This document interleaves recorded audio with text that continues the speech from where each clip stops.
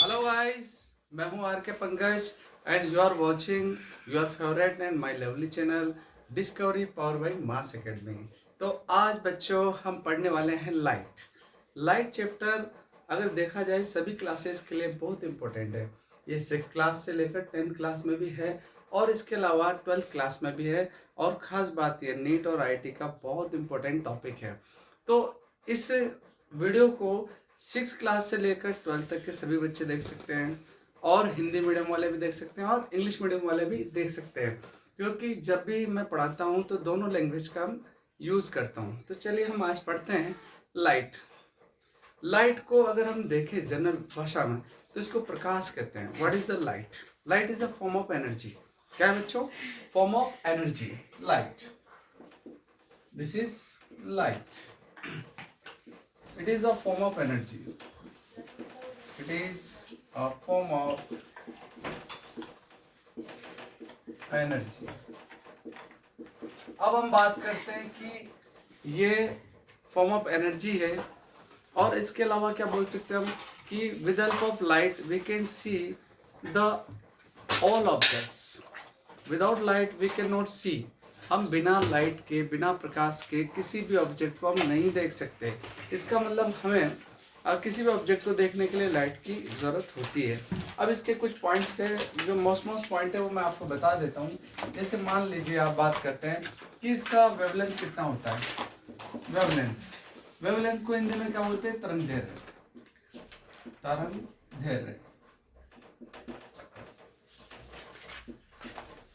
तरंग दैर्ध्य कितना है? तो देखो बच्चों, 4000 एंगस्ट्रोम से लेकर 7800 एंगस्ट्रोम तक होता है।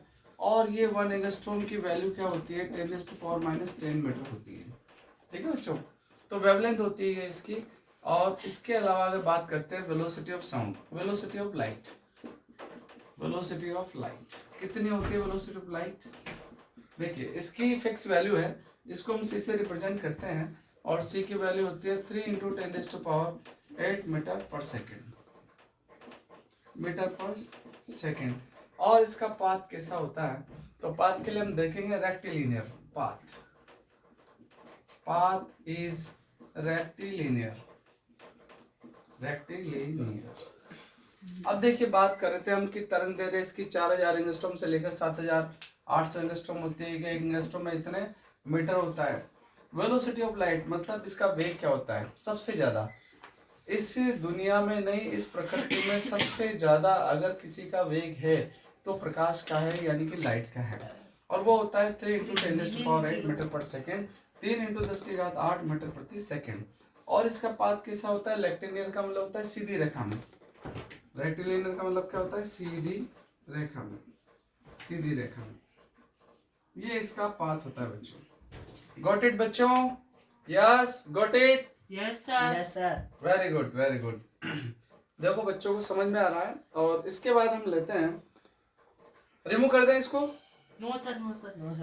No, sir. Wait, sir. Can you please side? Why not? Wait. Thank you.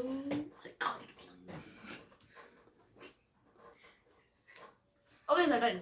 No sir. Have you done? Wait. No, No, sir. sir. No sir. 1, 2, 3, 10. Excuse me, sir. Yes. In the second point, fertilizer of light, this is a sign of a rectilinear. Sign of Sign of rectilinear bracket in C. C. Velocity of it is a sign. It is a sign. Sign Okay. Sign. Wait. Okay, source of light. Next is Source of light. source of light. Yes, please silently come silently and sit where line. Please sit down at your chairs. Cutter ऐसी है। हम लोग light का जो chapter पढ़ रहे थे उसमें हमने पढ़ लिया कि लाइट होती क्या है। ठीक है, और आज हम स्टार्ट करेंगे सोर्स ऑफ लाइट भी। देखो, सोर्स ऑफ लाइट क्या क्या होते हैं। तो देखिए आपके पास में luminous light, those objects which emits light is called luminous objects.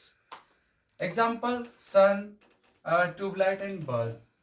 उसके अलावा हम लेते हैं non luminous object. Non luminous light को नॉन लुमिनियस ऑब्जेक्ट ही एमिट करते हैं। For example those object which does not emit light is called non-luminous light. For example, wood, stone, plastic. Got it? Man-made luminous, for example, torch, bulb and tube light. तो ये 3 type के हमारे पास में source of light. First है luminous light यानी luminous object, और second होता है नॉन लुमिनियस ऑब्जेक्ट, और थर्ड होता है मैन मेड लुमिनियस। तो लुमिनियस ऑब्जेक्ट या लुमिनियस लाइट के लिए हमने डेफिनेशन लिया ऐसे ऑब्जेक्ट जिनसे लाइट एमिट होती है। जैसा आप लोग जानते हो बच्चों, किस किस से होती है बताओ? लाइट किससे आती है? बल्ब से आती है, बल्ब से आती है सर, ट्यूबलाइट से आती है, bulb, tube light, LED, MCB bulb, हाँ एलईडी से भी आती है। नाइट और लैम्प, सबसे बड़ा नेचुरल जो ऑब्जेक्ट है लुमिनस का वो क्या है? सन। सन। क्या है? सन। और ऐसे ऑब्जेक्ट जिनसे लाइट नहीं निकलती वो नॉन non-luminous, लुमिनस, जैसे would, stone, plastic, wood, paper, paper, कुछ भी बोल सकते हो आप जिनसे rock। लाइट नहीं निकलती है, राइट। और फिर मैन मेड लुमिनस लाइट क्या होती है? जो ऐसे ऑब्जेक्ट जो आदमी ने बनाए, जैसे कि फॉर एग्जाम्पल टॉर्च, बल्ब, और tube light. Got it? Torch, bulb, tube light, got LED it? Bulb. Remove कर दें इसको? यस सर, रिमूव कर दें इसको? Yes sir. ओके।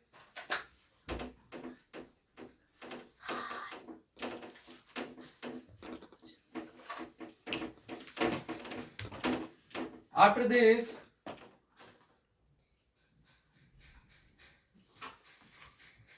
एक्शन।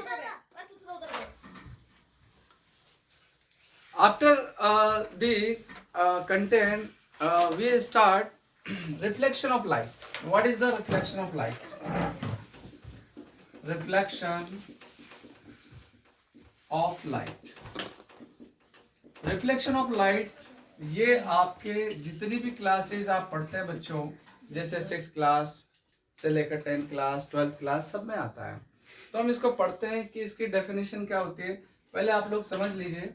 देखो यहाँ पर ये एक हमारे पास प्लेन है, और इस प्लेन पे हम रे लाइट इंसिडेंट करते हैं, और इसको बोलते हैं नॉर्मल। क्या बोलते हैं बच्चों? नॉर्मल। और ये हमारे पास में प्लेन है, और इसके रेस्पेक्ट में आई एंगल पे हमने रे को इंसिडेंट किया, और ये रे रिफ्लेक्ट हो जाती है और आर एंगल पे। तो इसको हम एंगल आई बोलते हैं, और एंगल आई को बोलते हैं इंसिडेंट एंगल। क्या बोलते हैं? Incident angle. Incident angle. Got it? R क्या है हमारे पास? एंगल आर, इसको बोलते हैं हम रिफ्लेक्टेड एंगल। ये क्या है हमारे पास? Reflected angle. अब इसकी डेफिनेशन देख लेते हैं कि रिफ्लेक्शन ऑफ लाइट की डेफिनेशन क्या है। तो आप लोग सभी पहले डेफिनेशन लिख लो, फिर हम थोड़ा सा आगे में डिटेल में पढ़ेंगे। लिखिए, सभी बच्चे लिख लीजिए। व्हेन रे of light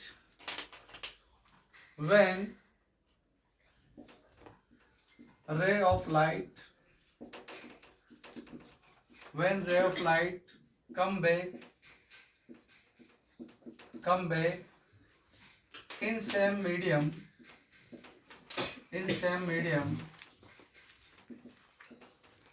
at same angle is called reflection of light। इसको हिंदी में क्या बोलते हैं हम? कोई बता सकता है हिंदी में क्या बोलेंगे? परावर्तन। क्या बोलते हैं इसको? परावर्तन। ठीक है, प्रकाश का परावर्तन। क्या बोलते हैं इसको? प्रकाश का परावर्तन। जब कोई प्रकाश की किरण उसी माध्यम में उसी एंगल पर लौट आती है तो उसको बोलते हैं हम प्रकाश का परावर्तन। जैसे मान लीजिए स्मूथ प्लेन ले लिया अपन ने, स्मूथ, ठीक है, स्मूथ प्लेन लिया अपन ने, स्मूथ प्लेन है। इस स्मूथ प्लेन पे आई एंगल पे, इसको नॉर्मली इस लाइन को क्या बोलेंगे बच्चों हम? नॉर्मल। क्या बोलेंगे? नॉर्मल। ये क्या है? Smooth plane. क्या है ये? Smooth plane. ठीक है, ये क्या है आपके पास एंगल? कौन सा एंगल है ये? इंसिडेंट इंसिडेंट एंगल, क्या बोलेंगे इसको? इंसिडेंट एंगल, ये इंसिडेंट ऐसे बोलेंगे इसको, इंसिडेंट। ठीक है, ये गलती से लिखा है, मैं गया था। इंसिडेंट एंगल है ये। और ये एंगल आर क्या बोलेंगे? Reflected angle. क्या बोलेंगे इसको? Reflected angle. Got it? Yes sir. तो यहाँ पर अगर हम लॉज ऑफ रिफ्लेक्शन लिखें, लॉज ऑफ रिफ्लेक्शन, परावर्तन के नियम, क्या लिखें? परावर्तन के नियम। तो पहला नियम आएगा हमारे पास कि angle I equals to angle R, angle I equals to angle R. और दूसरा हमारे पास लॉ आएगा, पहले ये वाला लिख लो आप लोग, ये डेफिनेशन लिख लिया आप लोगों ने? Return sir, return sir. Definition हो गई? Yes sir. तो मैं डेफिनेशन को मिटा देता हूँ, और जिसने डेफिनेशन नहीं लिखी हो बोल दो एक बार, मैं वापस। नहीं लिखा? When ray of light come back in same medium at same angle is called reflection of light.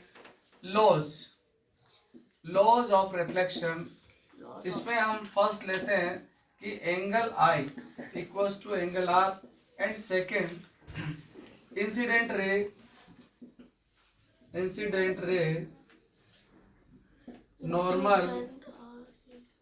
Normal and reflected ray lie in a same plane,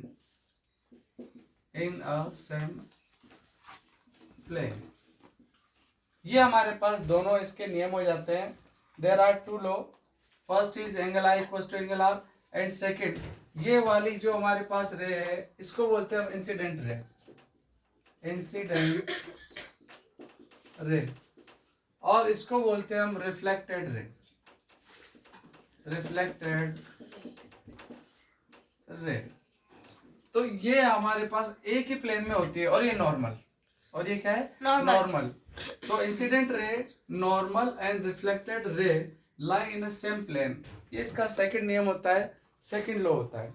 अब ये लॉ कहाँ कहाँ पर अप्लाई होते हैं, तो आपको मैं बता दूं कि ये स्मूथ प्लेन है तब भी अप्लाई होंगे, और अगर ये रफ प्लेन है, क्या है ये? Rough plane. कैसे? देखो, जिगजैग, ये जिगजैग अगर है तो भी ये रूल लागू होंगे, ये रूल अप्लाई होंगे। ये रफ प्लेन अगर हुआ, अगर ये रफ प्लेन है तब भी ये अप्लाई होता है, और अगर ये स्मूथ है तब भी अप्लाई होता है।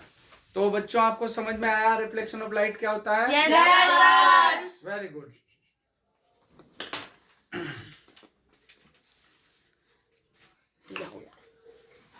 तो आज बच्चों हमने क्या क्या पढ़ लिया? लाइट के बारे में पढ़ लिया कि लाइट क्या होती है, लाइट की वेवलेंथ क्या होती है, लाइट की वेलोसिटी क्या होती है, और लाइट चलती कैसी? टेढ़ी मेढ़ी नहीं चलती, बिल्कुल कैसे चलती है? सीधी, स्मूथ। सीधी चलती है। अच्छा, एक बात बता दो मुझे कि जब लाइट किसी भी मीडियम से पास होती है तो उस मीडियम को अफेक्ट करती है नहीं करती है? करती है। ठीक है, उसकी शैडो दिखती है, उसकी शैडो दिखती है, और उसकी पता है उसका टेम्परेचर बढ़ा देती है। जब भी लाइट किसी मीडियम से पास होती है तो उसका टेम्परेचर बढ़ा देती है। बात समझ में आई? Yes, तो sir. लाइट यूनिवर्स है, लाइट हर जगह है। यूनिवर्स का मतलब सब जगह है, लाइट हर जगह है। ठीक, आज हम पढ़ते हैं reflection from plane mirror, reflection from plane mirror. अच्छा, आप लोग ये बता दो कि जब आप लोग प्लेन मिरर, जब आप अपना सुबह सुबह उठते हो, ठीक है, और ब्रश व्रश करते हो तो आप अपनी इमेज देखते हो, सब देखते हैं, सभी बच्चे देखते हैं, अपना फोटो देखते हैं। अच्छा, आप अपना फोटो देखते हैं, कैसा दिखता है? अच्छा दिखता है? अच्छा नहीं दिखता है, जैसा होता है वैसे ही दिखता है। ऐसा नहीं है, सेम दिखता है। ऐसा नहीं है कि आप लोग है ना, आप नहाए नहीं, आपने कंघा किया नहीं और आप बहुत सुंदर दिखने लग जाओगे।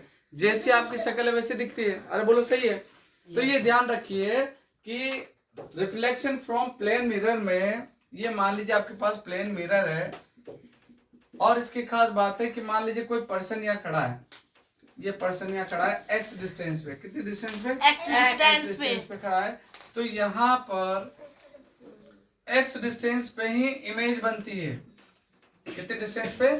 एक्स इमेज पे ही डिस्टेंस बनती है। ये ऑब्जेक्ट है, ऑब्जेक्ट, और ये क्या है आपके पास, इमेज। इमेज। ठीक, अब बात ये आती है कि इमेज कैसी बनती है, क्या रियल बनती है कि वर्चुअल बनती है? दो टाइप की इमेज बनती है, रियल बनती है या वर्चुअल बनती है? वर्चुअल बनती है। और ये याद रखिए, जो वर्चुअल इमेज बनती है वो हमेशा स्ट्रेट होती है, सीधी होती है। वर्चुअल जो बनती है वो कैसी होती है, सीधी। अरे वर्चुअल बनती है जो कैसी बनती है, सीधी। सीधी वर्चुअल जो बनती है वो हमेशा सीधी बनती है। कैसी बनती है बच्चों? सीधी बनती है। सीधी बनती है। तो चलिए हम बात करते हैं इमेज की। अब रियल और वर्चुअल इमेज का भी क्या मीनिंग होता है वो समझ लेते हैं। रियल इमेज कैसे बनती है और वर्चुअल इमेज कैसे बनती है? When a ray of light after reflection meet, मतलब रियली मीट करती है,